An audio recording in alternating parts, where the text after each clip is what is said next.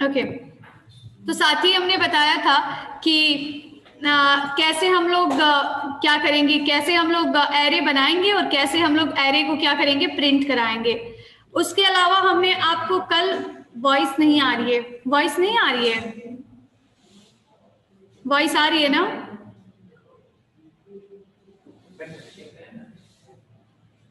Okay, ठीक है, good.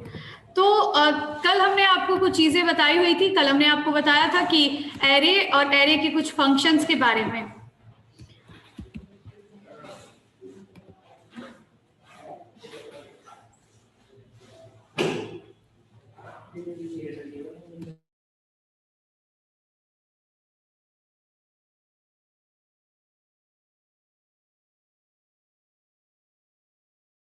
ठीक है, तो कल हमने क्या बताया था? हमने आपको बताया था सिंपल इफ, जिसमें हमने बताया था कि कैसे हम लोग क्या करते हैं, कैसे हम लोग कंडीशंस लगाते हैं। और इसके अलावा हमने आपको बताया था कि कितने तरीके से हम लोग कंडीशंस क्या कर सकते हैं, लगा सकते हैं। अब जब भी हम कंडीशंस लगाएंगे या जब भी हम लोग क्या करेंगे, कोई भी प्रोग्रामिंग से रिलेटेड कोड लिखेंगे, हमेशा हम उसको कहाँ लिखेंगे? PHP के स्क्रिप्ट के अंदर। हमने इसको सेव किया और मान लीजिए हमने इसको सेव किया इसमें,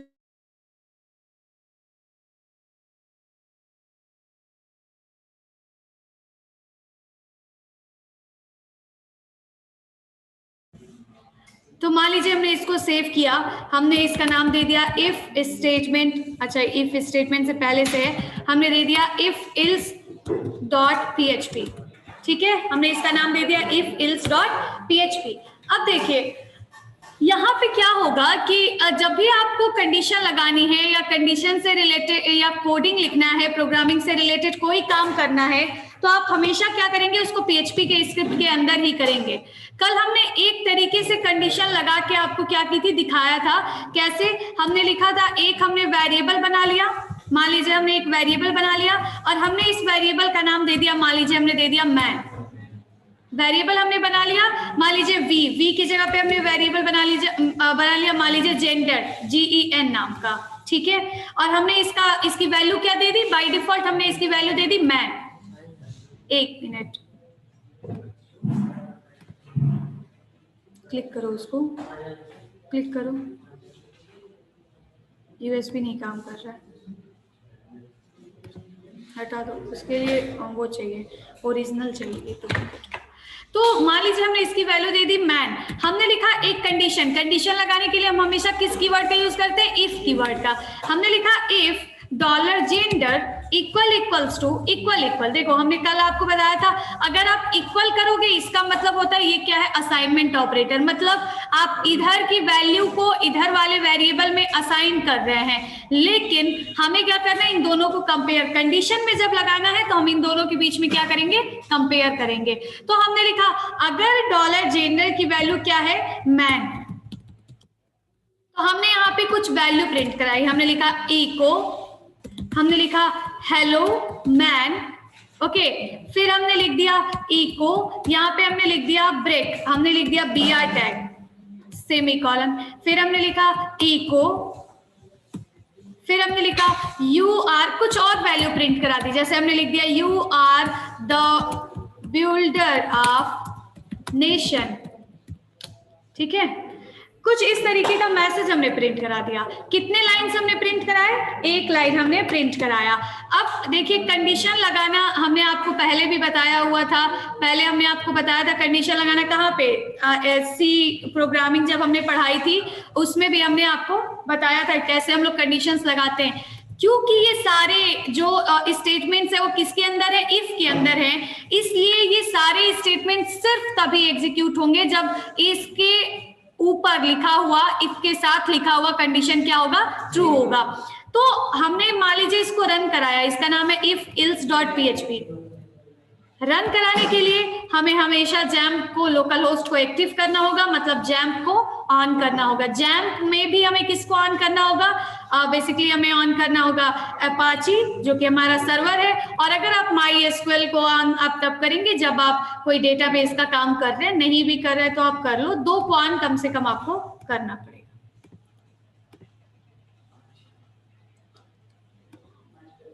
ओके, सो माई एसक्यूएल अभी स्टार्ट नहीं हो पा रहा है, तो कोई बात नहीं। एक हमारा सर्वर, मेन सर्वर हमारा स्टार्ट हो गया। ये परमिशन, ये ब्लॉक्ड हो जा रहा है। आई थिंक फायर वाला वगैरह की दिक्कत हो गई है, कोई बात नहीं।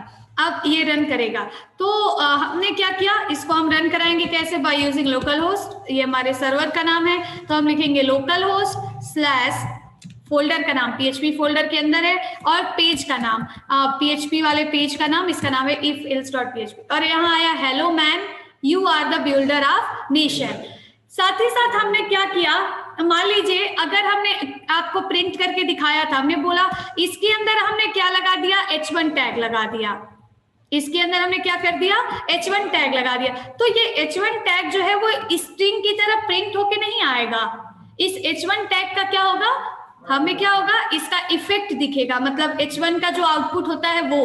तो अब यहाँ पे क्या होगा, जो you are the builder of nation जो आएगा वो H1 मतलब बोल्ड हेडिंग की तरह आएगा। अब पहली चीज कि मान लीजिए अगर हमने इफ के बाद ऐसे कर्ली ब्रेसेस लगाया है, उस केस में अगर इफ के साथ दिया हुआ कंडीशन ट्रू होता है तो हाँ दे सकते हो, कुछ भी दे सकते हो इसमें, अब बता रहे हैं वो भी। तो देखो इफ के साथ अगर हमने क्या किया है, यहाँ पे अगर हमने इफ के साथ क्या लगाया, कर्ली ब्रेसेस लगाया, तो उस केस में क्या होता है कि इफ के साथ, इसी को हम कहते हैं कंडीशनल, मतलब स्टेटमेंट तभी एग्जीक्यूट होगा जब उसका कंडीशन सही होगा। तो अभी के केस में क्या है कि ये तीनों ही लाइन इस कंडीशन के अंदर हैं, इसलिए ये तीनों लाइन सिर्फ तब एग्जीक्यूट होंगी जब ये वाला कंडीशन क्या होगा, ट्रू होगा। लेकिन अगर हमने यहाँ से कर्ली ब्रेसेस हटा दिया, तब आप बताइए क्या होगा। हमने यहाँ पे लिख दिया मैन, या ओ मैन की जगह पे हमने लिख दिया ओ मैन, तो आप बताइए कि अब क्या होगा, कितनी लाइन्स। ये गलत बात है, आप लोग को हमने ये सब सी में पढ़ाया है। कितनी लाइन्स एग्जीक्यूट होंगी, कितनी लाइन प्रिंट होगी, एक लाइन, दो लाइन, यस, हाँ वेरी गुड।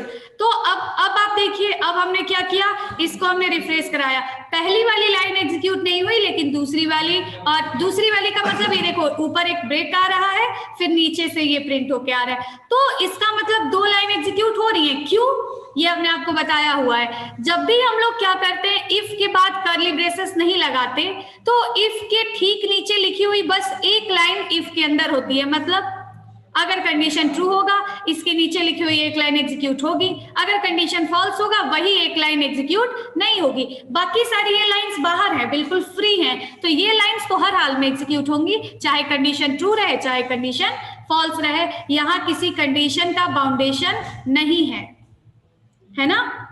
तो अब देखिए, साथ ही साथ ये हमने आपको बताया। अब ऐसे हम लोग हमेशा क्या करते हैं कि इफ के बाद आप कर्ली ब्रेसेस लगाना सीखिए, चाहे एक लाइन रहे चाहे मल्टीपल लाइन रहे, और वैसे आपको ये पता होना चाहिए।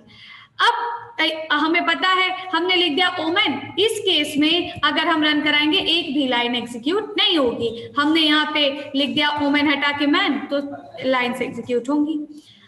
इसमें आप स्टाइलिंग भी लगा सकते हैं, जैसे हमने लिखा है स्टाइल, लेकिन स्टाइल में हम लोग लिखते कैसे हैं, स्टाइल में हम लोग लिखते हैं ऐसे डबल इन्वर्टेड के अंदर लिखते हैं, हम लिखते हैं, हमने लिख दिया, मान लीजिए हमने लिख दिया colour colon red, colour colon red, तो ऐसे हम लोग नहीं लिखेंगे, ऐसे हम लोग नहीं लिखेंगे। जब आप डबल इन्वर्टेड के अंदर कोई दूसरी स्ट्रिंग आपको लिखनी हो तो उसे हम सिंगल कोट्स में लिखते हैं, ऐसे ऐसे, है ना। तो अब ये क्या है, अब ये बिल्कुल सही है, और इस तरीके से, ठीक है।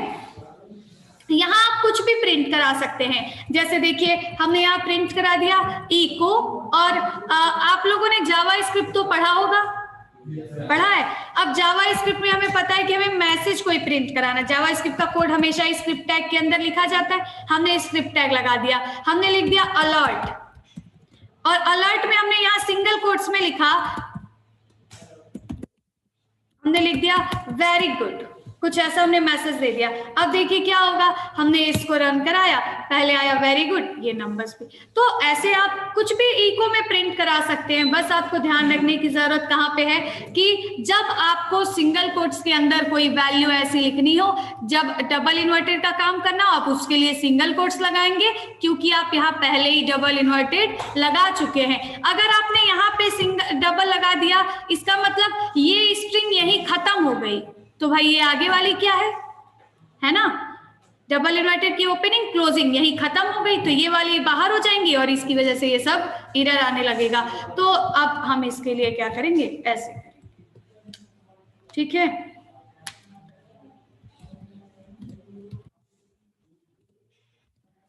अब नेक्स्ट देखिए, मान लीजिए हमने फिर से PHP का ये लगाया, आप लोग समझ रहे हैं ना, कोई प्रॉब्लम नहीं ना, ठीक है। मान लीजिए हमने लिख दिया if else 2.php,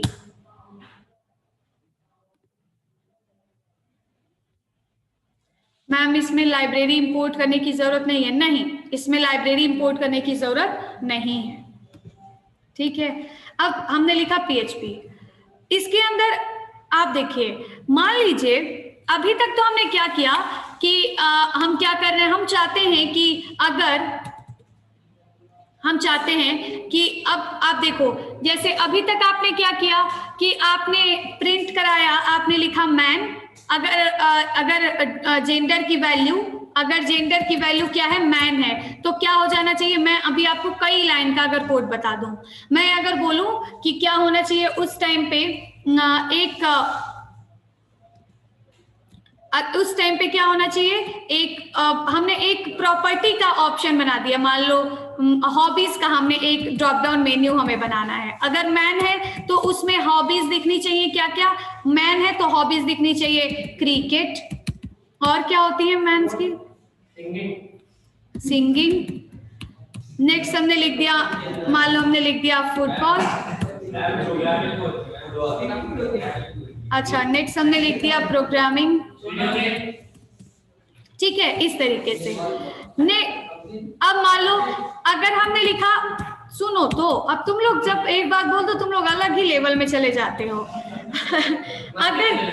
अगर देखो ये लोग भी कुछ कह रहे हैं, रीडिंग बुक, डांसिंग मीन्स, अब देखो अगर जेंडर की वैल्यू ओमेन है तो हमने लिखा इन लोगों की हॉबीज होंगी सिंगिंग, डांसिंग, है ना, कुकिंग। नेक्स्ट हमने लिख दिया दिस ऑल आर गुड्स, हमने लिख दिया रीडिंग, ओके, इस तरीके से। अब देखो यहाँ पे इन दोनों में से कोई हमें एक ही ड्रॉप डाउन बनाना है ना, कि तो हमें ऐसा ड्रॉप डाउन बनाना है जिसमें कि ये ऑप्शंस आए, ड्रॉप डाउन का मतलब तो आप समझ रहे होंगे, और कि तो हमें ऐसा ड्रॉप डाउन बनाना है जिसमें ये वाले ऑप्शंस आए। और वो कौन से ऑप्शंस आएंगे, प्लेइंग, हाँ प्लेइंग। अब देखो इन दोनों में से कोई एक ही आएगा, लेकिन कौन सा आएगा ये डिपेंड कर रहा है किस पे, जेंडर की वैल्यू पे कर रहा है। लेकिन आप देखिए होता क्या, इसको आप दो तरीके से कर सकते हैं। पहला, ये हमने आपको एक क्वेश्चन दिया, अब इसमें हमने फिर से एक जेंडर, मान लीजिए आगे आप जब प्रोग्रामिंग करेंगे तो यही जो जेंडर की वैल्यू आप यहाँ डायरेक्ट इनिशियलाइज कर रहे हैं, मतलब आप मैन वोमेन लिख रहे हैं, ये जेंडर की वैल्यू आप डेटाबेस से उठाएंगे, उसके हिसाब से आप कंडीशन लगाएंगे, लेकिन लगाएंगे कुछ ऐसे ही। तो अब हमने डायरेक्ट ऐसे वैल्यू इनिशियलाइज कर लिया, हमने लिखा इफ डॉलर में जेंडर इक्वल्स टू क्या, man, dollar gender equals to man. तो अब देखिए यहाँ पे क्या होना चाहिए, उस टाइम पे यहां होना चाहिए, आप लोग लिखेंगे कुछ ऐसे, आपने लिखा इको, फिर आप यहां बनाएंगे क्या, सिलेक्ट, फिर आप यहां बनाएंगे सिलेक्ट, आप इसके बीच में बनाएंगे क्या, ऑप्शंस। अब ऐसे बहुत बड़ा हो जाएगा, मान लीजिए आपको पूरा का पूरा एक फॉर्म बनाना हो, अगर जेंडर मैन है तो आपको दूसरा फॉर्म बनाना है, अगर जेंडर वुमेन है तो आपको जो दूसरा, तो इससे आप इको के अंदर कितनी कोडिंग लिखेंगे, बड़ा हो जाएगा। इसके लिए हम क्या कर सकते हैं कि हम ये पूरा हम इको के अंदर क्यों लिखें। अब हमें क्या करना है, अगर जेंडर की वैल्यू मैन है तो हमें अब HTML की कोडिंग करनी है ना, हमें कुछ प्रोग्रामिंग नहीं करना, हमें HTML से ये बनाना है। तो आप क्या कर सकते हैं कि इफ, क्योंकि हमें जो ड्रॉप डाउन बनाना है वो इफ के कंडीशन के अंदर ही बनाना है, तो हम क्या कर सकते हैं, यहीं पे हम PHP के स्क्रिप्ट की क्लोजिंग कर सकते हैं, यहीं पे हम PHP की स्क्रिप्ट की क्लोजिंग कर सकते हैं। क्यों? अब देखिए, अगर हम यहाँ डायरेक्ट लिख देंगे सिलेक्ट, और सिलेक्ट के बाद हम लिख देंगे सिलेक्ट की क्लोजिंग, फिर हम यहाँ बीच में लिख देंगे ऑप्शन, और ऑप्शन में हमने पहला ऑप्शन दे दिया, ऑप्शन, पहला ऑप्शन मान लीजिए हमने दे दिया क्या, पहला ऑप्शन हमने दे दिया क्रिकेट। तो अब बताइए क्या ये सही होगा, क्या ये गलत हो जाएगा? ठीक है, अब इस तरीके से क्या होगा, गलत हो जाएगा। जैसे ही हम इसको रन कराएंगे, इफ इल्स टू नाम है इसका, मान लीजिए हमने इसको रन कराएंगे if ills to dot PHP, तो ये क्या होगा, गलत हो जाएगा। अब यहाँ पे हमें क्या करना होगा, जब आपको PHP की कोडिंग अब नहीं करनी है, अब आपको क्या करनी है, HTML की कोडिंग करनी है, जहां पे भी वहां आप इस PHP की स्क्रिप्ट को क्लोज कर सकते हैं। ठीक है, अब इस जब ये PHP के स्क्रिप्ट की क्लोजिंग हो गई, तो अब आप इसके बाद HTML की कोडिंग आराम से इस पेज पे लिख सकते हैं। लेकिन अब देखिए, ये इफ का ब्रैकेट क्लोज है, ये इफ का जो ब्रैकेट क्लोज है ये क्या है, ये भी एक प्रोग्रामिंग का पार्ट है ना। तो इसके लिए आपको फिर से यहाँ पे क्या करना पड़ेगा, PHP के स्क्रिप्ट की स्टार्टिंग करनी पड़ेगी, और इसके बीच में अब आप आराम से HTML की कोडिंग लिखिए, आपको कोई प्रॉब्लम नहीं होगी। हमने लिखना पड़ेगा, वो तो बिना लिखे भी बन जाता है। तो हमने लिख दिया क्रिकेट, दूसरा हमने लिख दिया, वो लिखना पड़ेगा जब तुम्हें बूट स्टेप लगाना हो, वैसे प्रॉपर काम करना हो, तो हमने ये बना दिया ड्रॉप डाउन। अब आप देखिए ऐसा ड्रॉप डाउन बन के ये, ठीक है, कैसे हमने किया, एक बार आप फिर से देखिए, यहाँ पे हमने देखा ये पूरा कोडिंग देखो, ये जो HTML की कोडिंग है अभी भी ये किसके अंदर है, इफ के अंदर है, अभी भी किसके अंदर है, इफ के अंदर है, इफ के ब्रैकेट के अंदर। तो ये वाली कोडिंग तभी रन होगी जब ये इफ के साथ दिया हुआ कंडीशन क्या होगा, ट्रू होगा। मतलब अगर जेंडर की वैल्यू मैन हुआ तो ये पूरी कोडिंग रन होगी, कौन सी, जो इसके अंदर लिखी गई है। लेकिन हमने क्या किया, क्योंकि हमें बीच में HTML की कोडिंग करनी थी, इस वजह से हमने यहीं पे PHP के स्क्रिप्ट की क्लोजिंग कर दी। क्लोजिंग करते ही अब इसके बाद आप HTML की कोडिंग आराम से कर सकते हैं, अब आपको इको के अंदर लिखने की जरूरत नहीं है। और हमने देखा कि ये कर्ली ब्रेसेस बंद हो रहा था, किसका, इफ स्टेटमेंट का। इफ स्टेटमेंट क्या है, PHP का एक पार्ट है, कोई HTML में तो हम इफ लगाते नहीं है। तो इसके लिए, इसकी क्लोजिंग करने के लिए फिर से हमें क्या करना पड़ेगा, PHP का स्क्रिप्ट स्टार्ट करके इसमें क्लोजिंग कर दिया और फिर PHP की स्क्रिप्ट को क्लोज कर दिया। समझ गए? अब देखो, अब हमें क्या करना है कि हमने इसको क्लोज कर दिया। ऐसे ही हमने ऑप्शंस बहुत सारे बना लिए, हमने एक ऑप्शन बनाया, दूसरा ऑप्शन बनाया, तीसरा ऑप्शन बनाया, यहाँ हमने लिख दिया सिंगिंग, नेक्स्ट हमने लिख दिया फुटबॉल, नेक्स्ट हमने लिख दिया कुछ भी हमने लिख दिया प्रोग्रामिंग। ठीक है, अब देखो नेक्स्ट, अब क्योंकि यहाँ पे हमें क्या लगाना है मैम, फिर से ओके फिर से बताते हैं। देखो मैम, 2 बार PHP की ओपनिंग क्लोजिंग क्यों करेंगे, बताया मैंने, वही मैंने बताया ना, PHP की 2 बार ओपनिंग क्लोजिंग, हमें एक पेज में PHP की ओपनिंग क्लोजिंग आप हजारों बार कर सकते हैं। बस आपको ध्यान रखने की जरूरत यह है कि जितनी बार आप PHP की ओपनिंग करेंगे उतनी बार उसकी क्लोजिंग भी एक जगह पे जाके होनी चाहिए। ठीक है, जैसे देखिए हमने यहाँ पे PHP की ओपनिंग की तो उसकी क्लोजिंग कहाँ हो गई, यहाँ हो गई। हमने यहाँ पे PHP की ओपनिंग की तो उसकी क्लोजिंग कहाँ हो गई, यहाँ हो गई। ठीक है, अब यहाँ पे इस PHP के, मैम एक बार में ओपनिंग में HTML का कोड हो सकता है ना, बीच में तो HTML की कोडिंग कर सकते हैं, नहीं कर सकते, बीच में HTML की कोडिंग आप नहीं कर सकते। अगर आपको देखो, मान लो ये हमने ओपनिंग क्लोजिंग हटा दी, इसके बीच में किया, आप ये HTML की कोडिंग कर सकते हैं, नहीं कर सकते। इसके लिए आपको क्या करना पड़ेगा, इसके लिए आपको इको के अंदर इन सबको रखना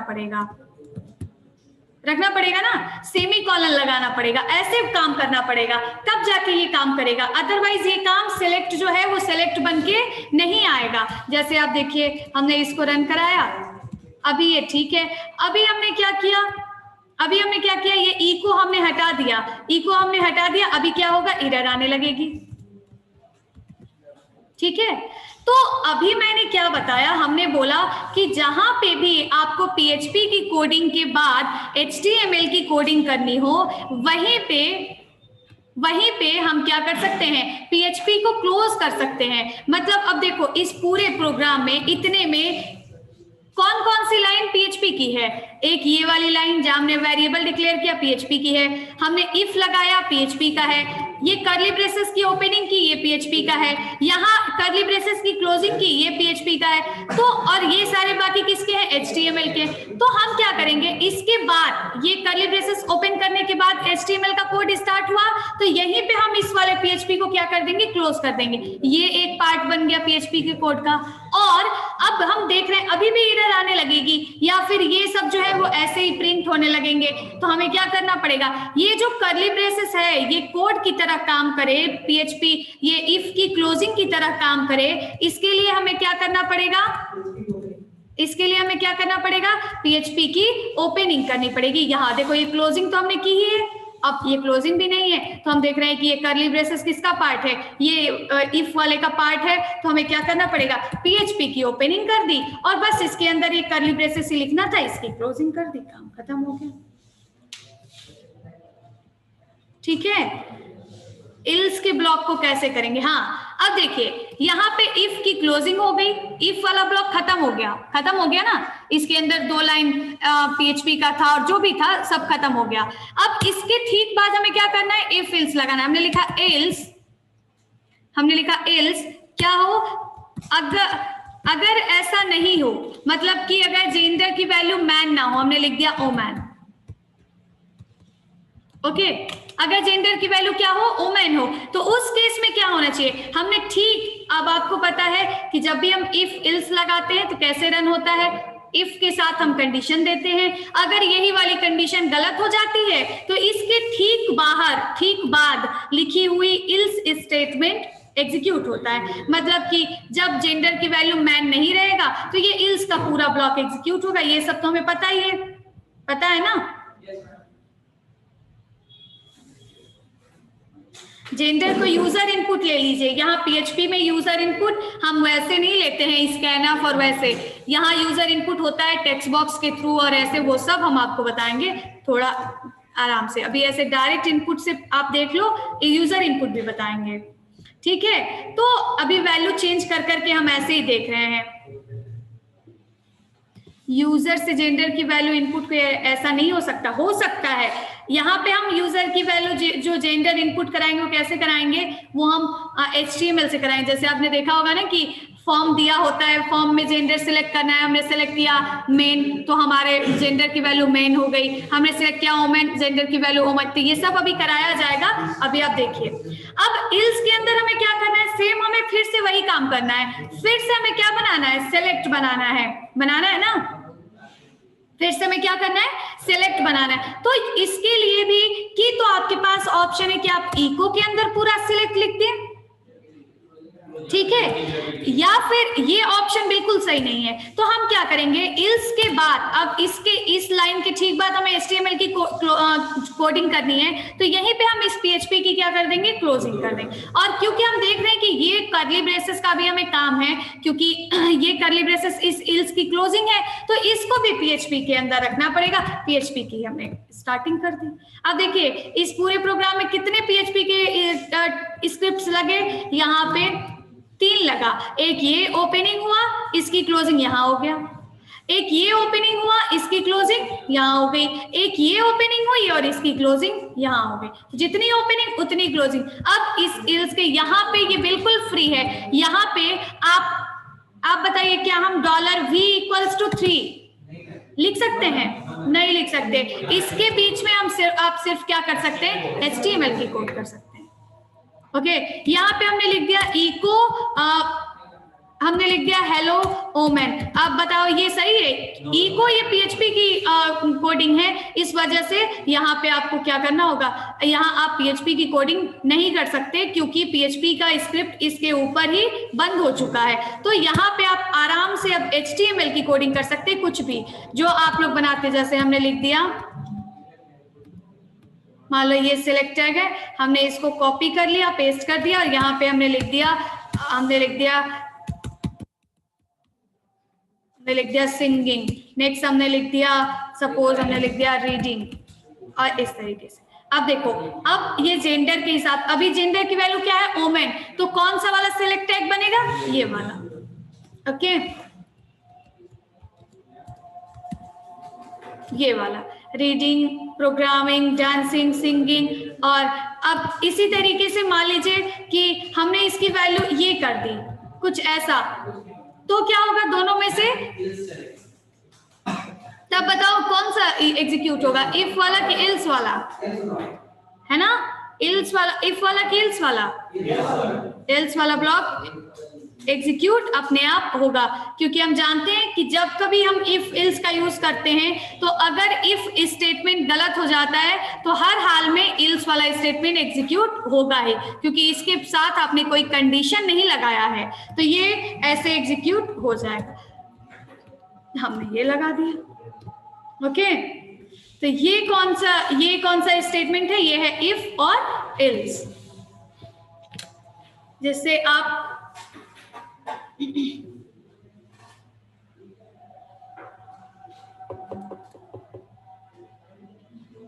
बताए। कोई ऐसा जिसको नहीं समझ में आया तो फिर से बताया जाए, कोई ऐसा जिसे नहीं समझ आया,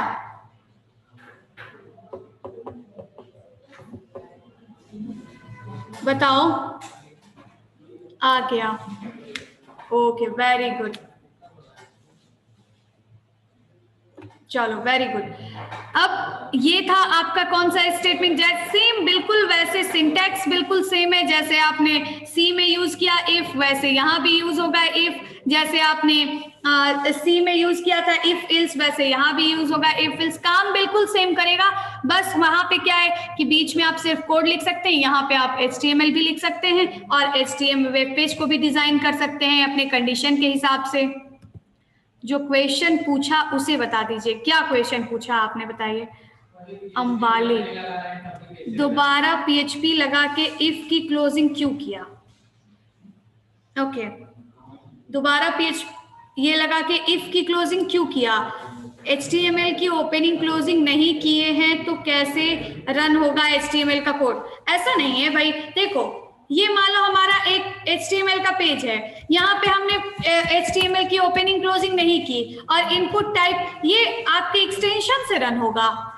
एक्सटेंशन अगर आपने .php कर दिया, .html कर दिया तो HTML के कोड को समझता है, वो .php जो है वो HTML के कोड को समझता है, तो वो ऐसे रन हो जाएगा। आपने लिख दिया इनपुट टाइप टेक्स्ट, ये बना दिया, इसको आपने सेव कर दिया, मान लो आपने सेव कर दिया demo5.html, तो क्या टेक्स्ट बॉक्स नहीं बन जाएगा? बन जाएगा, है ना, टेक्स्ट बॉक्स बन जाएगा। तो ऐसा थोड़ी है कि HTML का हम ओपनिंग क्लोजिंग नहीं करेंगे तो नहीं बनेगा, बन जाएगा। वैसे फॉर्मल तरीका वही है कि हमें लिखना चाहिए, यहाँ भी हम लिख लेंगे, हमें लिखना हो तो हम स्टार्टिंग में ओपनिंग क्लोजिंग सब कुछ कर सकते हैं। यहाँ हम कर सकते हैं HTML की ओपनिंग किया, इसके अंदर हमने बॉडी सेक्शन बना लिया, फिर हमने क्या किया, लास्ट में यहाँ पे हमने बॉडी सेक्शन की क्लोजिंग कर दी। तो बात तो सेम है ना, ना?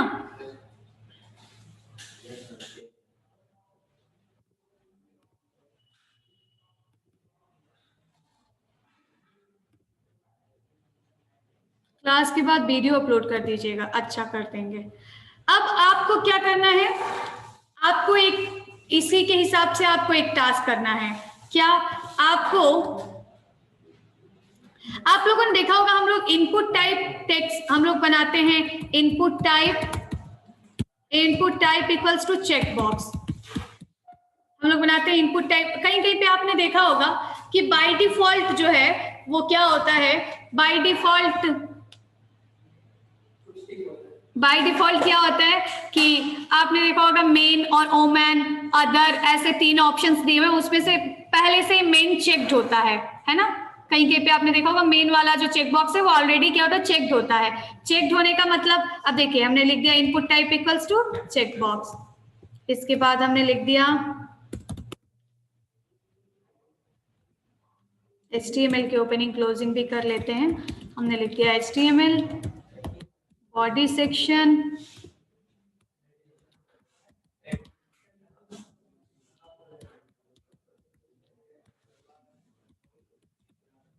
देखिए इसका नाम है demo.html, ठीक है। और हमने इसको क्या किया, फिर से हमने चेकबॉक्स बनाया, इस चेकबॉक्स का नाम हमने दे दिया, एक और चेकबॉक्स हमने बनाया, हमने दे दिया अदर।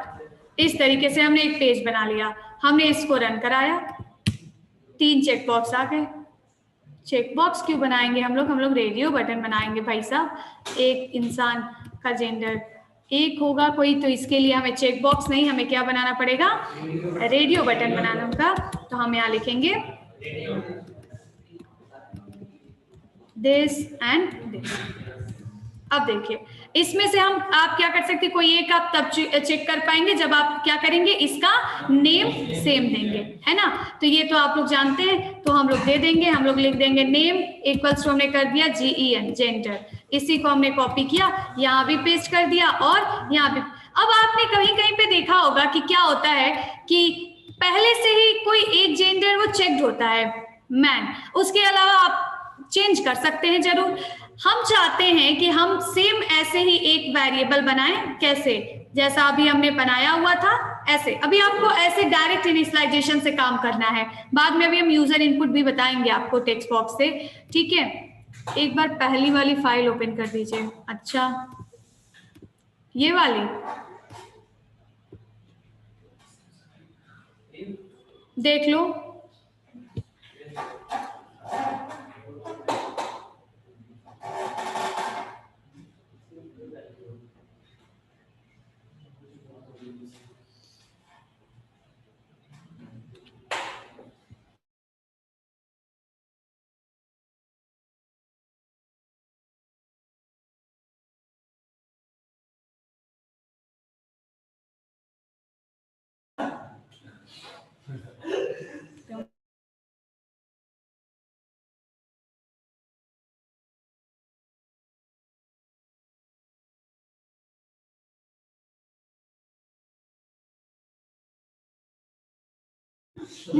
ओके।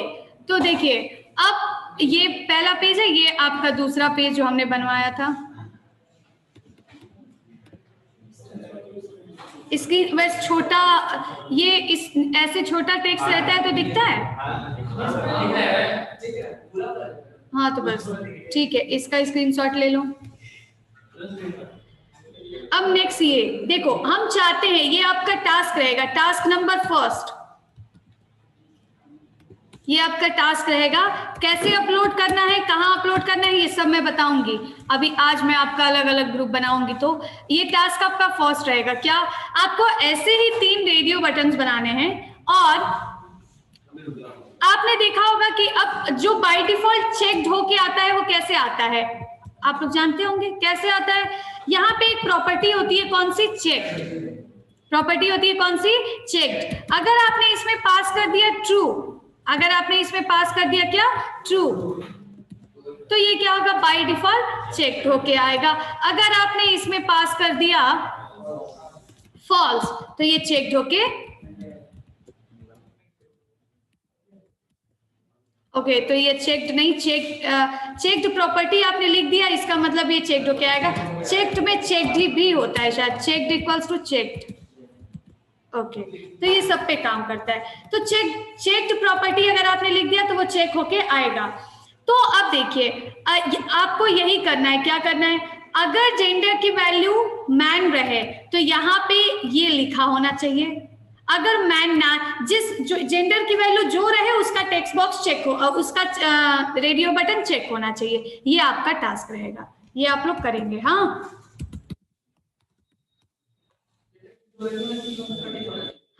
जेंडर की जो वैल्यू होनी चाहिए उसका वाला रेडियो बटन चेक्ड होना चाहिए। हाँ, PHP के थ्रू, हाँ ठीक है, हो जाएगा। आसान है, बहुत आसान है, बस आपको क्या करना है, फिर से बताइए, फिर से ये बताना है। देखो, आपने एक वेरिएबल बनाया जेंडर, अगर इस जेंडर की वैल्यू मैन है तो मैन वाला जो चेक बॉक्स है वो क्या होना चाहिए, चेक्ड होना चाहिए। अगर इसकी वैल्यू हमने चेंज करके कर दिया ओ मैन, तो आपको क्या होना चाहिए, इस वाले रेडियो बटन को चेक होना चाहिए, ये वाला और ये वाला अनचेक रहेगा, ठीक है।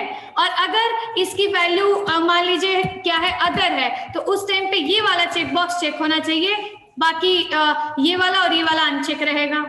यही आपको करना है।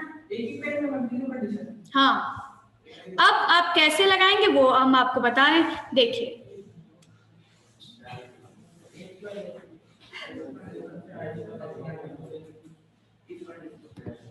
समझ नहीं आया, टास्क करना है, अच्छा अभी भी समझ नहीं आया, अब आ गया, अब आ गया ना, ओके। बहुत आसान है, तुम लोग एक बार करोगे ध्यान लगा के हो जाएगा। हमने लिखा है HTML की ओपनिंग, बॉडी सेक्शन,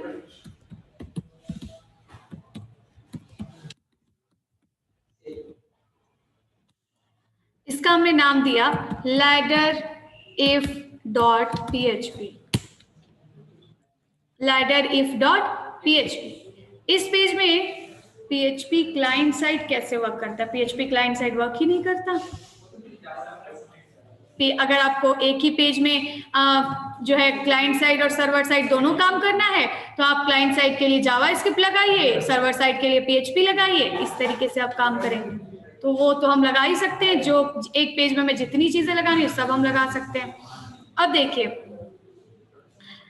अब उसी एग्जाम्पल का यूज करके हम आपको दूसरा एक बताते हैं। जैसे मान लीजिए अभी हम लोगों ने देखा एक स्टेटमेंट पहले हमने देखा इफ, जिसमें हमने आपको बताया कि हम इफ का यूज तब करते हैं जब हमें कंडीशन के हिसाब से किसी स्टेटमेंट को क्या करना होता है, एग्जीक्यूट कराना होता है। अब यहाँ पे वो स्टेटमेंट कुछ भी हो सकता है, PHP की भी कोडिंग हो सकती है और HTML की भी हो सकती है ना। वो आपको ध्यान रखना है कि कहाँ PHP की क्लोजिंग करें, कहाँ PHP की ओपनिंग करें, और बस आप वैसे लिखते जाएंगे, आपका टास्क जो है वो हो जाएगा। अब नेक्स्ट हमने बताया कि एक और तरीके का स्टेटमेंट आप लगा सकते हैं, इफ इल्स। इसका मतलब है इफ के अंदर कंडीशन आप हमेशा किसके साथ लगाएंगे, इफ के साथ। कंडीशन किसके साथ लगाएंगे, इफ के साथ। यही वाली कंडीशन अगर ट्रू होगी तो इफ के अंदर लिखा हुआ स्टेटमेंट एग्जीक्यूट होगा, और यही वाली कंडीशन अगर फॉल्स होगी तो इल्स के अंदर लिखा हुआ स्टेटमेंट एग्जीक्यूट होगा। बट एक बार में इन दोनों में से कोई एक ही एग्जीक्यूट होगा। अब आपके पास जैसे बहुत सारी कंडीशन है, जैसे मैंने ये वाला बता दिया आपको।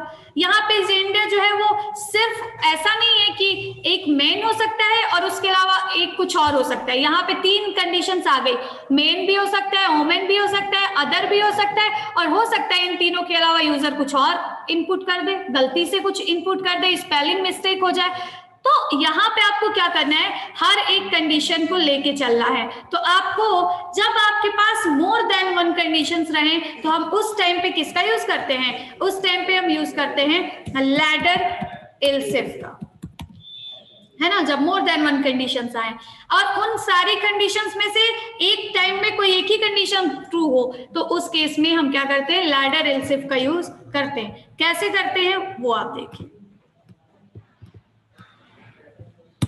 अब जैसे मान लीजिए यहाँ पे हमें PHP का कोड लिखना है, हमने PHP, जहां आपको PHP का कोड लिखना है आप PHP का टैग स्टार्ट कर दीजिए। हमने PHP का टैग स्टार्ट किया और यहाँ पे हमने लिख दिया कि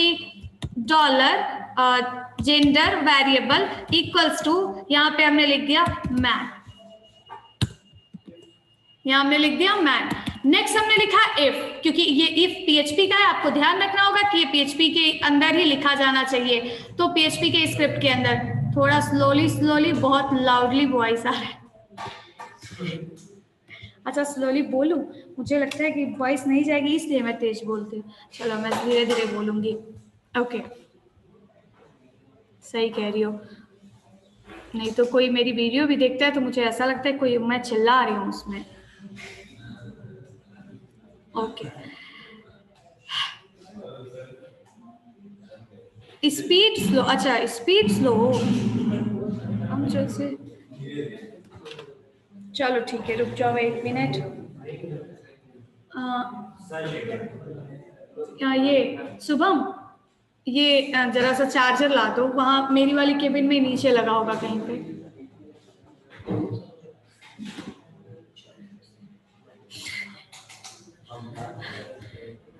देखो, अब जैसे हमने क्या किया, हमने पहला कंडीशन लगाया। पहला कंडीशन हम लोग वो लगाते हैं जो आपको पहला पॉसिबल कंडीशन लग रहा है। पहला पॉसिबल कंडीशन आपको क्या लग रहा है? पहला पॉसिबल कंडीशन हमें लग रहा है कि जेंडर की वैल्यू मैन हो सकती है, तो हमने लिखा अगर जेंडर इक्वल्स टू हो किसके, मैन, है ना।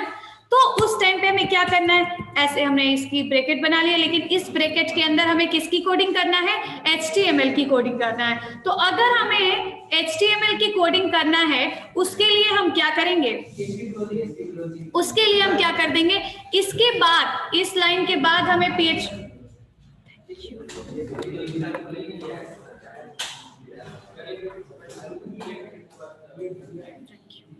उसके लिए हम क्या करेंगे, यहीं पे हम PHP की क्लोजिंग कर देंगे। मतलब अब PHP का कोड खत्म हो गया, इसके बाद हम HTML का कोड लिखेंगे ऐसे।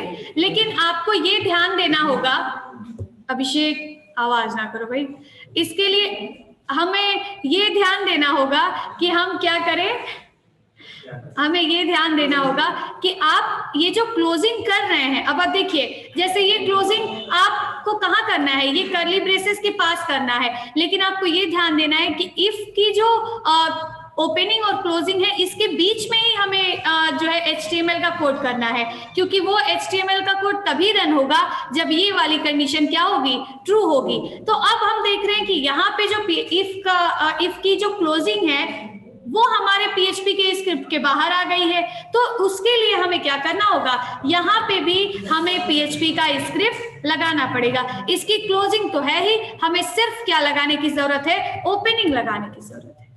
अब ये पूरा कोड एक ही है, लेकिन अभी ये पूरा क्या हो गया, दो पार्ट में बट गया, दो PHP, एक ये यहाँ पे हो गया, एक यहाँ पे हो गया। लेकिन अभी भी क्या होगा कि आप इसके बीच में 1 लाइन, 2 लाइन, 100 लाइन जो भी लिखेंगे, वो लाइन सिर्फ तभी एग्जीक्यूट होगी जब ये वाला कंडीशन क्या होगा, ट्रू होगा, क्योंकि ये इफ के अंदर है। और साथ ही साथ इसके अंदर आप सिर्फ और सिर्फ क्या कर सकते हैं, HTML का ही कोड कर सकते हैं, PHP का कोड नहीं कर सकते। अब आप यहाँ पे सेलेक्ट टाइप फिर से बना सकते हैं।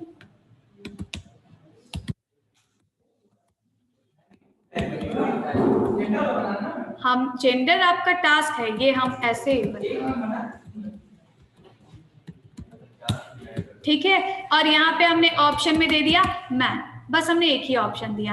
अब देखिए, अब ये इफ की यहाँ पे क्लोजिंग हो गई। अब दूसरा वाला जो ये जो दूसरा वाला हमें क्या लगाना है, कंडीशन लगाना है, उसके लिए आपको फिर से यहाँ पे PHP की क्लोजिंग स्टार्ट करके क्लोज करने की जरूरत नहीं है, क्योंकि वो कहाँ पे आपको लिखना है, ये कर्ली ब्रेसेस के जस्ट बाद लिखना है ना, जस्ट बाद लिखना है। आप वैसे भी लिख सकते हैं, जैसे कि आप लिख सकते हैं PHP की स्टार्टिंग फिर क्लोजिंग, फिर इसमें आप इल्स वाला कंडीशन लगाएं, वो भी बिल्कुल क्या होगा, सही होगा, उसमें भी कोई गलती नहीं होगी।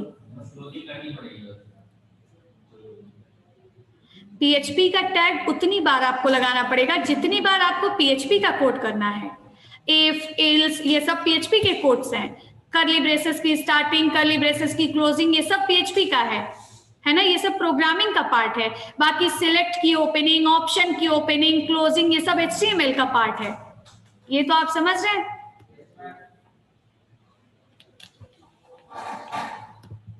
अब देखिए हमने क्या, अब हमें दूसरा कंडीशन लगाना है। क्या हो सकता है, जेंडर की वैल्यू मैन, इसका नाम है लैडर इफ डॉट PHP। अभी जो है जेंडर की वैल्यू मैन है, इस वजह से कंडीशन सही होगा और ये सिलेक्ट वाला टैग भी बन के आ जाएगा। मतलब हमने रन कराया, इसका नाम दिया हमने ladder if dot PHP, ladder if dot,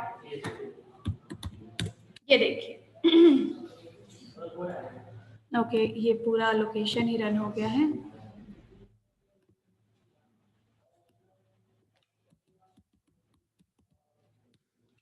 ठीक है, तो यहाँ पे आ गया मैन, ये वाला एक ही बस उसमें हमने ऑप्शन बनाया था, ये बन गया। ये समझे आप लोग क्या हुआ, हमने बस एक ही सिलेक्ट टैग बनाया था, एक ये दिया था। अब यहाँ पे PHP की खत्म हो गया था, यहाँ से HTML का कोड स्टार्ट हुआ था, फिर यहाँ हमने PHP की क्लोजिंग की थी, लेकिन ये पूरा पार्ट जो है वो इफ का ही पार्ट है, चाहे HTML का है, चाहे PHP का है, चाहे कुछ भी है ना। अब हमें दूसरा कंडीशन लगाना है। हो सकता है अगर जेंडर की वैल्यू हो गई वोमेन तो क्या होगा, ना इफ वाला कंडीशन सही होगा और ना ही ये सिलेक्ट वाला जो ड्रॉप डाउन है वो बन के आएगा। अभी के केस में क्या होगा, कुछ भी नहीं दिखेगा आपको। अब हमें दूसरा कंडीशन लगाना है। हो सकता है जेंडर की वैल्यू वोमेन हो, उस केस के लिए यहाँ पे हम लिखते हैं एल्स इफ, एक ही में यहाँ पे हम लिखते हैं क्या, एल्स इफ, यहीं पे तो हमने लिख दिया एल्स इफ। और इसके साथ दूसरा कंडीशन क्या है, if dollar gender equals to क्या है, वोमेन। ठीक है, हमने कर्ली ब्रेसेस की ओपनिंग की, क्लोजिंग की। अगर आपको सिर्फ PHP की कोडिंग, हमने लिख दिया इको वोमेन। इको क्या है, इको तो PHP की कोडिंग है, तो हमने इसकी कर्ली ब्रेसेस में लिख दिया। ये कब रन होगा, जब जेंडर की वैल्यू क्या होगी, वोमेन होगी। अभी देखिए जेंडर की वैल्यू क्या है, वोमेन है, और ये वाला जो इल्स हमने इको कराया वो प्रिंट हो जाएगा। तो इको करने से क्या होता है, बस ऐसे ही प्रिंट हो जाता है, प्रिंट हो जाएगा। हमें क्या करना है, हमें ड्रॉप डाउन बनाना है। हम देख रहे हैं कि वो ड्रॉप डाउन, ये इको की जगह पे हमें क्या करना है, ड्रॉप डाउन बनाना है। ड्रॉप डाउन के लिए सिलेक्ट टैग लगाना है, सिलेक्ट टैग HTML का पार्ट है। अब कहां पे हम क्लोजिंग करेंगे PHP का, बताइए कहां पे हम क्लोजिंग करेंगे। तो यहाँ के बाद हमें करना है HTML की कोडिंग, तो यहीं पे हम इसकी क्लोजिंग कर देंगे। और यहाँ पे हमने बना दिया क्या, सेलेक्ट टैग, हमने लिख दिया सेलेक्ट टैग की क्लोजिंग। फिर इसके बीच में हमने लिख दिया ऑप्शन की क्लोजिंग, और इसके बीच में हमने बस एक ही ऑप्शन दिया, हमने लिख दिया। अब बताइए ये सही है ना, अब बताइए ये सही है।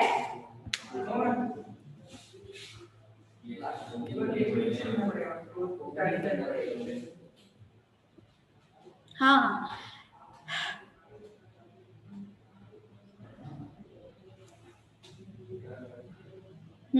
तो अभी ये क्या है, सही नहीं है। अच्छा अब मान लीजिए कि हमने यहाँ पे अभी ये सही नहीं है, क्यों नहीं सही है, क्योंकि आपने ये जो कर्ली ब्रेसेस लगाया है इसको आपने PHP के अंदर नहीं लिखा, तो ये क्या होगा, क्लोजिंग की तरह काम ही नहीं करेगा और गलत हो जाएगा। अच्छा आप बताइएगा अभी क्या होगा, अभी के केस में एरर आएगी, हमने रन कराया, अभी के केस में एरर आएगा। हमने यहाँ पे भी आपको क्या करना पड़ेगा, PHP की स्टार्टिंग करनी होगी। अब ये जो कर्ली ब्रेसेस की क्लोजिंग है वो PHP का पार्ट बन गया, और ये हो गई इफ की क्लोजिंग। अब हमने रन कराया, यहाँ बन के आ गया वोमेन। अच्छा मान लीजिए हमने क्या किया, ये PHP नहीं लगाया, गलती है, एरर आएगा। हमने ये कर्ली ब्रेसेस हटा दिया, अब बताइए एरर आएगा, वहां पे आपने क्लोजिंग कर दी, कॉपी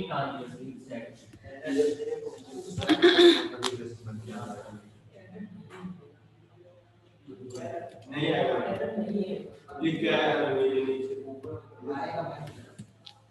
तो एरर नहीं आएगा। क्यों, क्योंकि देखो जब मान लो हम लोग HTML का नॉर्मल पेज बनाते हैं और कहीं पे गलती से अगर हमने ये कोड लिख दिया तो क्या HTML में एरर आती है, नहीं आती है। तो HTML में आपने ये लिखा है तो एरर नहीं है, लेकिन इल्स इफ में बस आपने यहाँ ओपनिंग कर दी, तो हमें पता है कि प्रोग्रामिंग में जितनी बार ओपनिंग उतनी बार क्लोजिंग होनी चाहिए। तो जब ये क्लोजिंग अपना इसको नहीं मिलेगा तब ये क्या करेगा, एरर बताएगा। तो ये इस केस में ये क्या होगा, गलत हो जाए। इसके लिए ये जो क्लोजिंग है इसको भी PHP टाइप का बनाना। ओके अब ऐसे ही आपको जितने इल्स इफ के कंडीशंस लगाने हैं आप लगा सकते हैं। फिर मान लीजिए इल्स इफ की क्लोजिंग के बाद हमने एक, अच्छा मान लीजिए इस इल्स इफ की क्लोजिंग के बाद हमने इस इल्स इफ की क्लोजिंग के बाद हमने एक और कंडीशन लगा दिया, हमने लिख दिया else if dollar gender equals to other. तो हमने यहाँ पे क्या किया, इसका कर्ली ब्रेसेस से स्टार्ट किया, लेकिन क्योंकि हमें इसके बीच में क्या करना है, फिर से HTML की कोडिंग करनी है, फिर से हम इसको क्या कर सकते हैं, क्लोज कर सकते हैं, और यहाँ से हम फिर से इसको क्या कर सकते हैं, स्टार्ट कर। अब ये खाली जगह है, यहाँ आप 1 लाइन 2 लाइन जितनी भी लाइन्स हो आप HTML की कोडिंग कर सकते हैं। तो हमने यहाँ पे फिर से क्या बना दिया, सेलेक्ट टैग बना दिया, और हमने इसके बीच में लिख दिया, मान लो हमने लिख दिया ट्रांसजेंडर। हाँ, ऑप्शन लिखना पड़ेगा, तो हम लिखेंगे ऑप्शन की ओपनिंग और ऑप्शन की,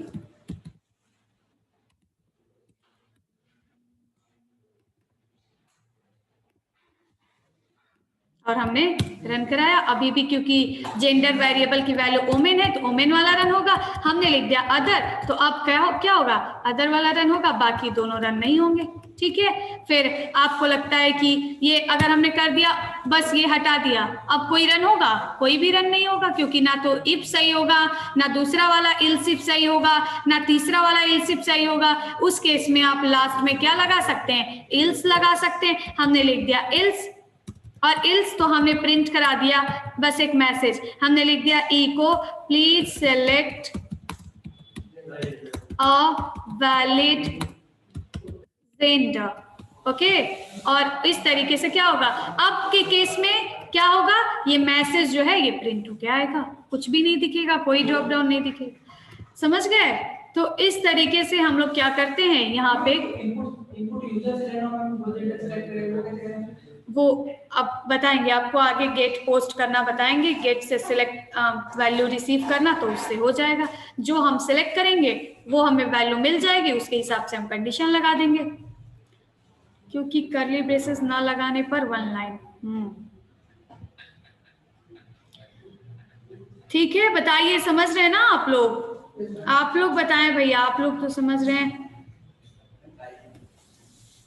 यूजर इनपुट बताएंगे, परेशान ना हो, बताएंगे, जरूर बताएंगे, यूजर इनपुट भी बताएंगे। पहले आप ये सब पढ़ लो, क्योंकि ऐसे आपको पता रहेगा, तब आपको यूजर इनपुट समझ आएगा। क्योंकि यूजर इनपुट जब हम कराएंगे तो उसमें प्रोग्राम थोड़ा और बड़ा हो जाएगा, तो वहां आपको चीजें समझ नहीं आएंगी। ऐसे जब पता रहेगा तो वो भी समझ आएगा।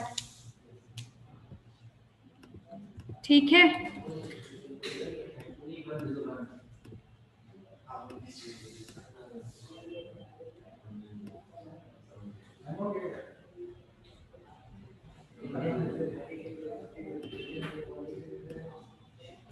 नहीं, इस टास्क के लिए नहीं चाहिए। इस टास्क के लिए आप ऐसे ही जेंडर नाम का वेरिएबल बना लेंगे, और उसमें ही आप अलग अलग वैल्यू चेंज कर, जैसे अभी मैं आपको चेंज कर करके दिखा रही हूँ, वैसे ही आप चेंज कर करके देख लीजिएगा कि सही काम कर रहा है कि नहीं।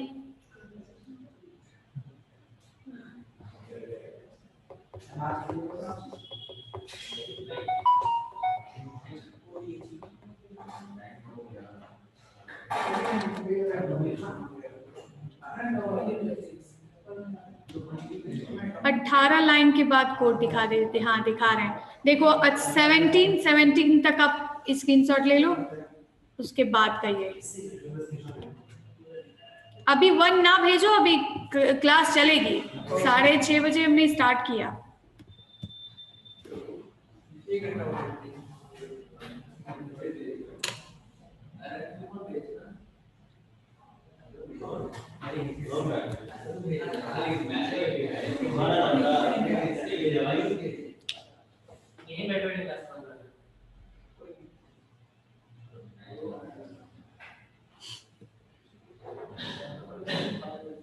हमारा कॉन्टेक्ट नंबर ये है,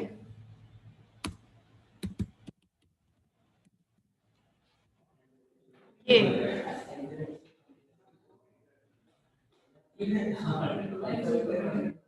ब्रॉडकास्ट के लिए, ब्रॉडकास्ट वाला नंबर अभी बंद हो गया है यार। इनकमिंग कॉल्स नहीं, वो फोन ही खराब हो गया, इस वजह से बंद हो गया फोन। ये इस नंबर पे आप कॉल कर सकते हैं, व्हाट्सएप वाला नंबर अभी बंद हो गया है, तो इस वजह से अभी 2-4 दिन में ऑन होगा, तो ठीक है। तो बस अब देखिए नेक्स्ट, इस तरीके से हम लोग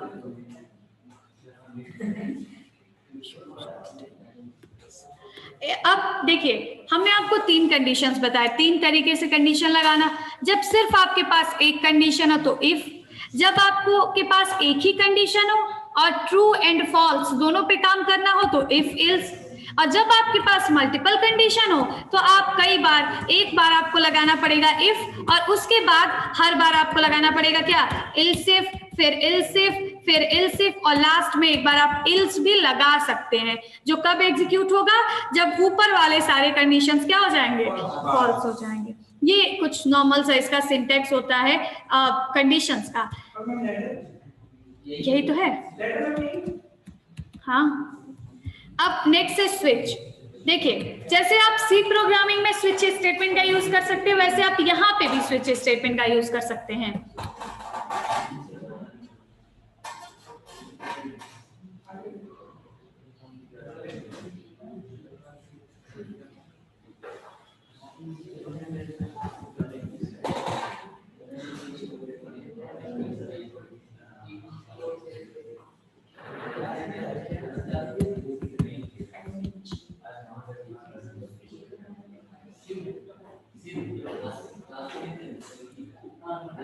देखो, अब हमने लिखा स्विच। स्विच स्टेटमेंट होता क्या है, switch statement is used when you have to execute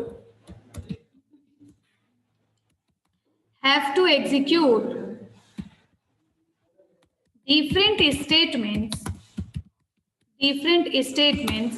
based on the different value of a variable। Use कैसे करते हैं, एक बार लिखते हैं स्विच, उसके बाद यहाँ पे हम लिखते हैं वेरिएबल का नाम या कुछ भी, और उसके बाद हम लगाते हैं मल्टीपल केस। पहला केस, उसके बाद हमने लिखा वैल्यू और इसके बाद लगाते हैं क्या, कॉलन। सेम वैसा ही सिंटैक्स है, यहाँ पे हम लिखते हैं क्या, स्टेटमेंट। ओके, और यहाँ पे हम लिखते हैं क्या, ब्रेक।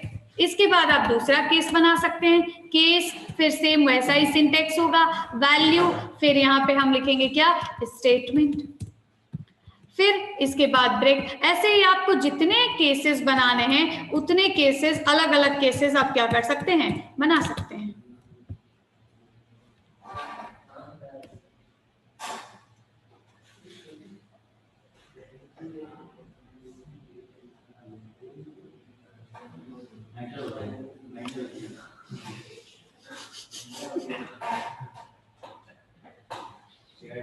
ठीक है,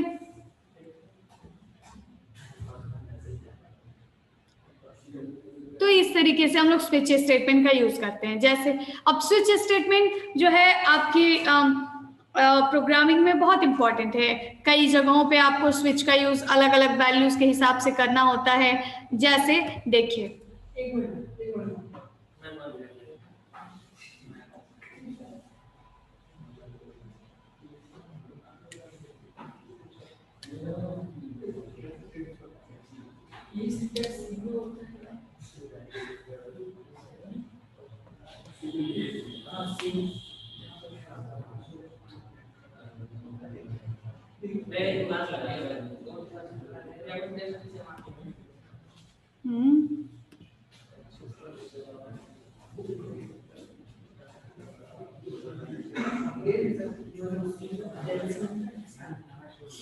क्या कर रहे हो तुम?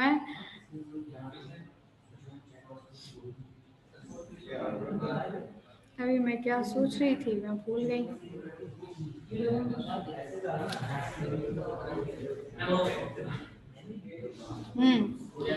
अब मैंने एक जगह आपको टास्क दिया था, कहाँ दिया था?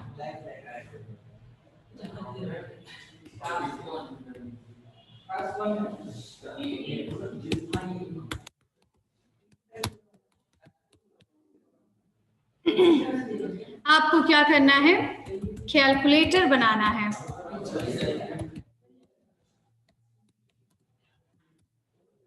इसमें भी आपको वैल्यू जो है वो आपको यूजर इनपुट नहीं करानी है, अभी यूजर इनपुट भी हम कराएंगे, सब बताएंगे। कल परसों से वो स्टार्ट होगा। लेकिन अभी आपको क्या करना है, नॉर्मल एक वेरिएबल की वैल्यू को चेंज कर करके कैलकुलेटर बनाना। जैसे अभी मैं बना रही हूँ ना, जैसे अभी हमने ये बनाया, कभी हमने क्या किया, कंडीशन लगा दिया, कभी हमने जेंडर की वैल्यू मैन रख दी, कभी हमने जेंडर की वैल्यू वोमेन रख दी, कभी हमने जेंडर की वैल्यू अदर रख दी, कभी हमने गलत कर दिया। उसके हिसाब से हमने देखा कि कंडीशंस हमारी प्रॉपर काम कर रही है कि नहीं कर रही हैं। तो इसी तरीके से आपको भी बनाना है। अब आपको क्या करना है, कैलकुलेटर बनाना है बाय यूजिंग दो अलग अलग statements, by using ladder else if statement, और उसके बाद आपको बनाना है बाय यूजिंग स्विच स्टेटमेंट। इन दो अलग अलग स्टेटमेंट्स का यूज करके बनाना है। कैसे आप नहीं, पहले से डिफाइन कर, जैसे आप ऐसे लिख देंगे $कैल इक्वल्स टू, आपने लिख दिया सिंगल कोट्स के अंदर या डबल कोट्स के अंदर, कैसे भी लिख सकते हो, हमने लिख दिया सिंगल कोट्स के अंदर प्लस। तो नहीं होगा ना, अभी नहीं होगा इनपुट टाइप बॉक्स, अभी उसके लिए गेट फंक्शन, पोस्ट फंक्शन, वो सब होते हैं, वो हम आपको बताएंगे। तो वैसे ही होगा, टेक्स्ट बॉक्स बनाएंगे और वैल्यू गेट करेंगे। हाँ, फिर हम लिखेंगे इफ $कैल इक्वल्स टू क्या, प्लस। तो आपको क्या करना है, यहाँ पे आपको दो अलग अलग वेरिएबल्स यहाँ पे बना के रखने हैं। जैसे हमने लिख दिया N1 equals to 20, $N2 equals to हमने लिख दिया 10, और आपको इसी वेरिएबल्स पे अलग अलग ऑपरेशन परफॉर्म करना है। और जो ये वेरिएबल्स की ये जो परफॉर्म होगा वो आपको प्रिंट कराना है कुछ ऐसे, वो आपको प्रिंट कराना है। कैसे आपको प्रिंट कराना है, रिजल्ट इज हेडिंग में, ये आपको H1 में प्रिंट कराना है, H1 के अंदर प्रिंट कराना है रिजल्ट इज। फिर आपको क्या करना है, एक इनपुट टाइप टेक्स्ट बॉक्स बनाना है, इनपुट टाइप टेक्स्ट बॉक्स बनाना है, और उसमें आपको प्रिंट कराना है जो रिजल्ट आएगा वो देना, इनपुट टाइप टेक्स्ट, और यहाँ पे वैल्यू इक्वल्स टू, जो वैल्यू आएगा वो आप प्रिंट करेंगे।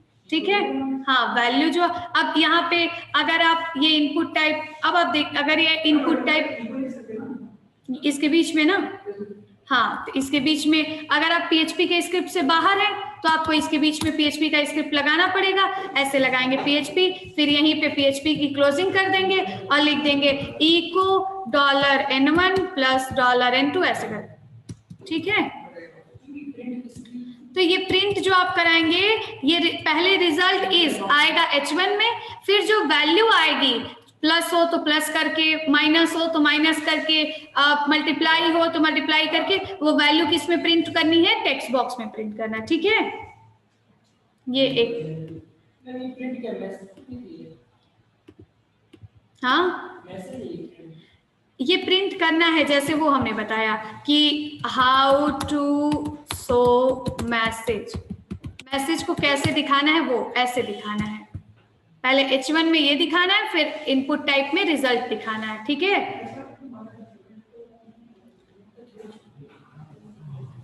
हो जाएगा। और इसको दोनों तरीके से करना है। कैसे आपको कैसे करना है, इल्सिफ लैडर का भी यूज करके और स्विच का भी यूज करके। अब आप स्विच स्टेटमेंट देखिए, मान लीजिए हमने यहाँ पे बनाया PHP की स्क्रिप्ट, हमने बना ली, क्लोजिंग कर दी, हमने लिख दिया switch.php।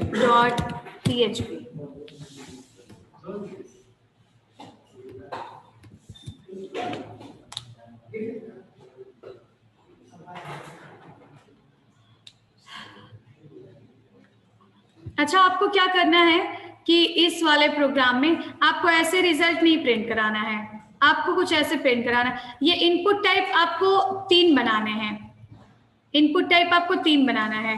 आपको कैसे, पहला आपको इनपुट टाइप बनाना है, input type equals to text, और इसकी वैल्यू में आपको दिखाना है क्या, वैल्यू में आप दिखाएंगे कौन सी वैल्यू, यहाँ पे आप दिखाएंगे फर्स्ट वैल्यू, यहाँ पे आप दिखाएंगे सेकेंड वैल्यू, फिर यहाँ पे आप दिखाएंगे रिजल्ट,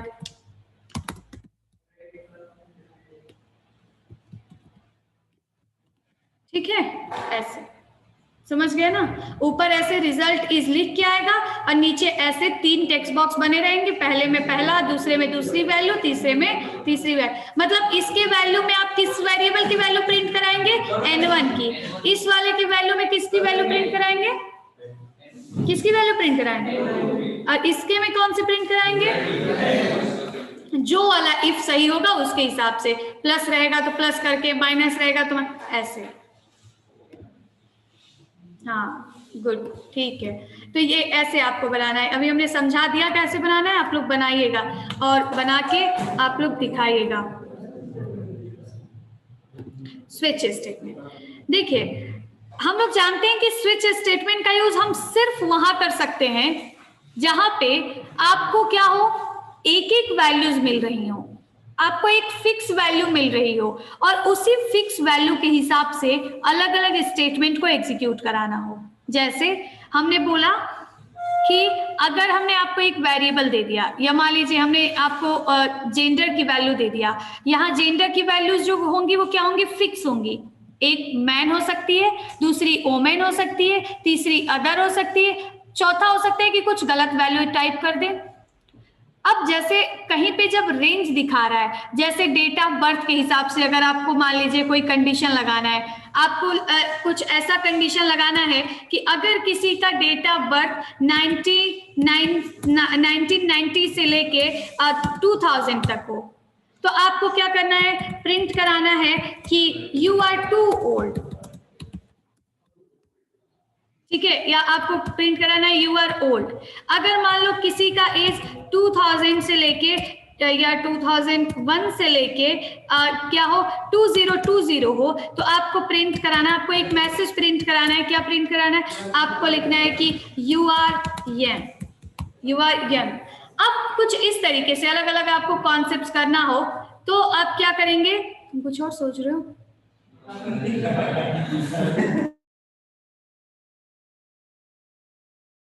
आप देखो, तो यहाँ पे आप स्विच स्टेटमेंट का यूज नहीं कर सकते। क्यों, क्योंकि यहाँ पे एक फिक्स वैल्यू नहीं है, यहाँ पे पूरा रेंज है 1990 से लेके 2000 तक। तो यहाँ पे आप सिर्फ किसका यूज कर सकते हैं, इफ का।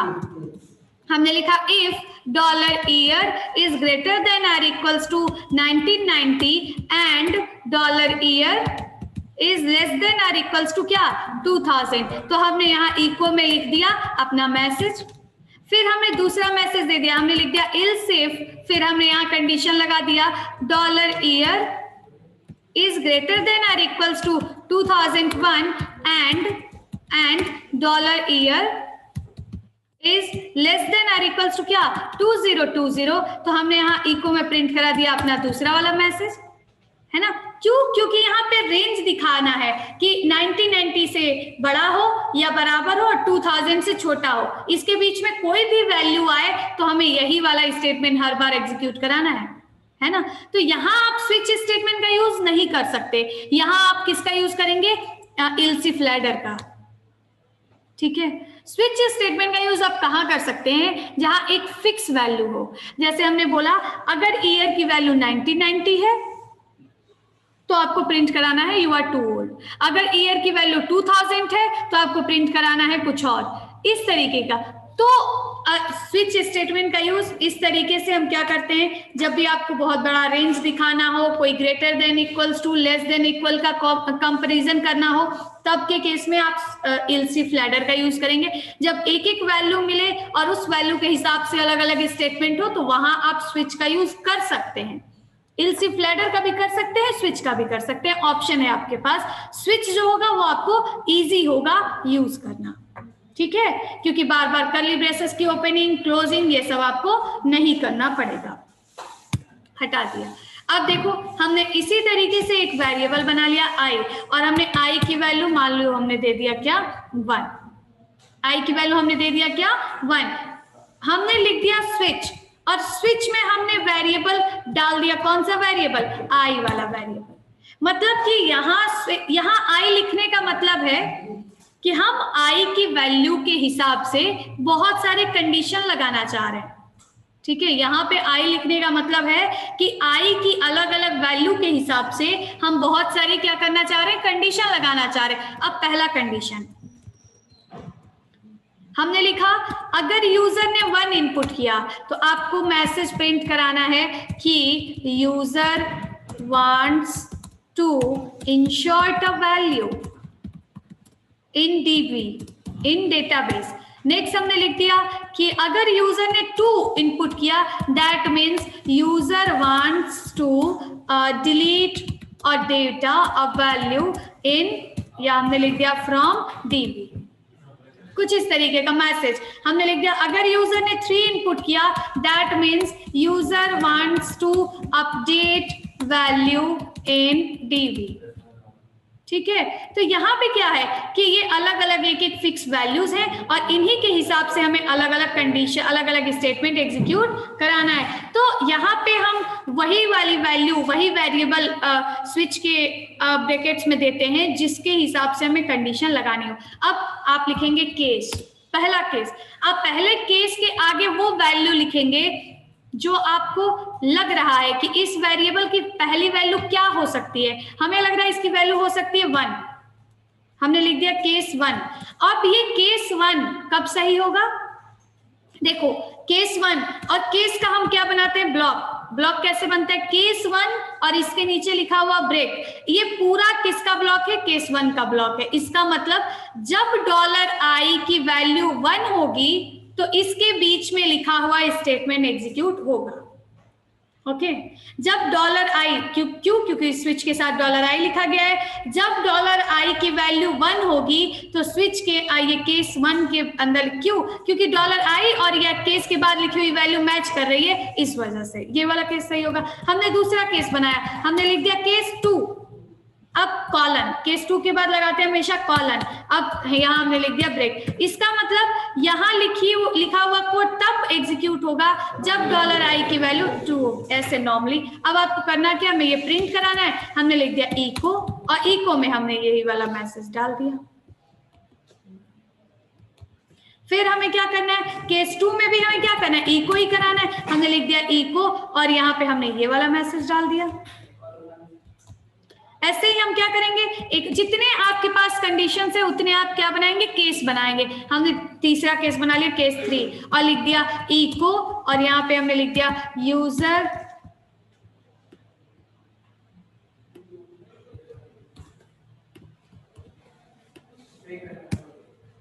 और सेमीकोलन। सेमीकोलन हमेशा आपको लगाना पड़ेगा। यहाँ हमने लिख दिया। अब ये इस तरीके से हम स्विच स्टेटमेंट लगाते हैं। और यहाँ पे भी आप, तो ये क्या होगा, अब स्विच स्टेटमेंट चेक करता है कि इसके साथ जो वेरिएबल लिखा गया है उसकी वैल्यू अभी क्या है, और अभी जो वैल्यू है वो वैल्यू किसी केस के आगे लिखी गई है कि नहीं। जिस केस के आगे लिखी गई है वो वाला केस क्या होगा, सही हो जाएगा और उसके अंदर लिखा हुआ स्टेटमेंट एग्जीक्यूट होगा। अभी केस की वैल्यू है 1 तो एग्जीक्यूट होगा user wants to insert value in database, और switch.php इसका नाम है। हमने रन करा दिया।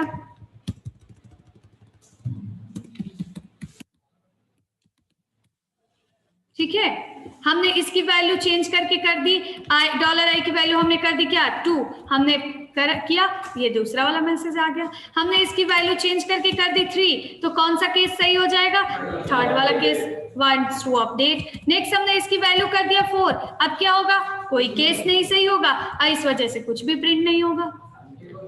ठीक है, अब आप चाहते हैं कि जब कोई भी केस सही ना हो, $i की कोई ऐसी वैल्यू आ जाए जो किसी केस के बाद ना लिखी गई हो, तब क्या होना चाहिए, तब के केस में आप सबसे लास्ट में यूज कर सकते हैं डिफॉल्ट। इसके बाद कोई वैल्यू नहीं देनी है, क्यों, क्योंकि ये बाकी सारे वैल्यूज के लिए सही होगा जो ऊपर नहीं लिखी गई हैं। डिफॉल्ट के बाद कोई वैल्यू नहीं देनी है, क्यों, क्योंकि ये डिफॉल्ट इनके अलावा बाकी सारी वैल्यू के लिए सही होगा। 1 2 3 के अलावा 4 5 6 7 8 -1 -2 जो आप देंगे सबके केस में क्या एग्जीक्यूट होगा, डिफॉल्ट। हमने लिख दिया इको नॉट डिटरमाइन, और हमने रन कराया, आ गया नॉट डिटरमाइन। हाँ, ये ऑप्शनल है, कर सकते हैं नहीं कर सकते हैं। लास्ट वाला कुछ भी हो तो कर सकते, नहीं कर सकते, ठीक है। तो इस तरीके से अब देखिए, जैसे हमने बोला कि अगर केस की वैल्यू 1 हो तो आपको कोई HTML का कोड लिखना है, 4 लाइन का कोड है, आपको 2 टेक्स्ट बॉक्स बनाना है, तो आप क्या करेंगे, उसके लिए हम केस 1 के बाद ही क्या कर देंगे, PHP की कोड की क्लोजिंग कर। अब भाई ये सब जो ब्रेक, केस 2 और ये सब भी तो PHP का है, तो इसके लिए हम यहां से PHP को फिर से शुरू कर देंगे और इसके बीच में हम क्या करेंगे, अपना HTML का कोड लिख देंगे। हमने लिख दिया H1 टैग की क्लोजिंग, फिर इसके बीच में हमने लिख दिया यूजर वांट्स टू डिलीट, या हमने लिख दिया user wants to insert value, that's it. और अभी हमने $i की वैल्यू क्या कर दी, 1 करेंगे तब केस 1 सही होगा ना, तो हमने $i की वैल्यू क्या कर दी, 1 कर दी, और इस तरीके से सही। PHP कहाँ छूट गया, ठीक है। तो आप कहीं पे भी क्लोजिंग ओपनिंग करिए, उससे कोई मतलब नहीं है।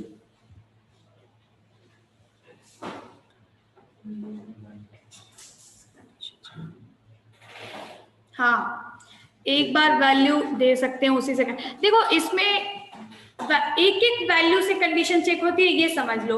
एक बार वैल्यू ये जो दे सकते हैं, ये तो मैंने ऐसे बताया है ना, एक एग्जांपल के लिए इसको ले लिया है, बाकी इसकी वैल्यू हम यूजर इनपुट भी करा सकते हैं। 1 देगा तो 1 वाला कंडीशन ट्रू होगा, 2 देगा तो 2 वाला कंडीशन सही होगा। अभी मैं यूजर इनपुट बताऊंगी, पहले आप ऐसे समझ लीजिए। तो इस तरीके से हम लोगों ने इसको कर दिया। कहीं पर भी आपको HTML की कोडिंग करनी है, वहां PHP को बंद कर दीजिए, HTML की कोडिंग करिए। आपको PHP की कोडिंग करनी है, आप PHP का स्क्रिप्ट लगाइए, PHP की कोडिंग करिए। सिर्फ क्या होना चाहिए, वो पेज .php से सेव होना चाहिए। तो आप लोग ये समझ गए,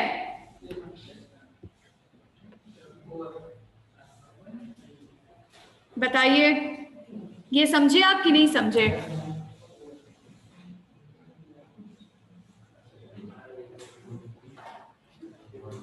समझ गए? ओके। 1 ना भेजो तुम लोग, 1 किसके परमिशन से भेज देते हो? हाँ 8 बजने मतलब हम बैठे हैं, उसका कोई वो नहीं है ना। 1 करो, भागो।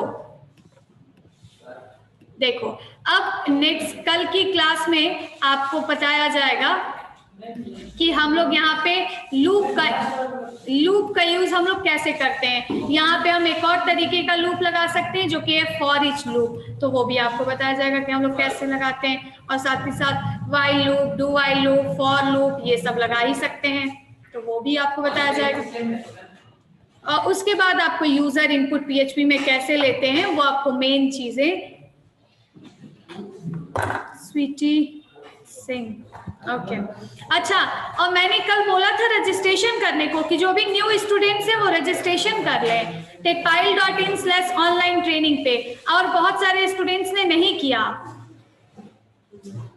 आपको क्या करना है, अभी रुक जाओ, कोई मैसेज मत करना।